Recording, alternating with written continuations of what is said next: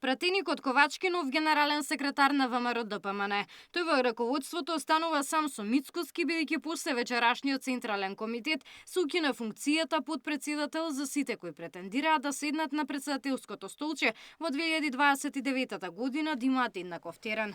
Досегашните подпредседатели остануваат во извршниот комитет, како и координаторот Мицевски, неговата заменичка Стојановска, пратениците Милошовски, Мизрахи и Елипанова. Во составот остануваат и градоначалникот Пецаков, портпаролката Митева и владиниот генерален секретар Игор Јанушев. Извршниот комитет се зајакнува и со 7 нови членови.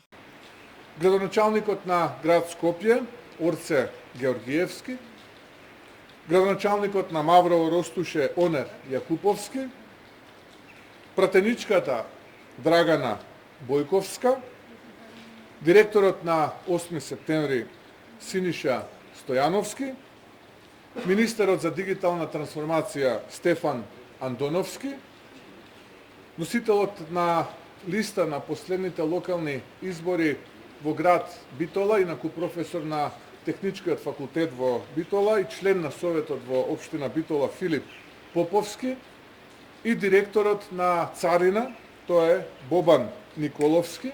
Распишан е оглас за нов председател на Унијата на ветерани, Унија на жени и Унија на млади сили. Овие имиња исто така ќе бидат дел од новиот состав на извршниот комитет. Ивица Томовски, новиот организацијски секретар на партијата, Владимир Ниловски останува шеф на кабинетот на Мицкоски и во партијата и во влада.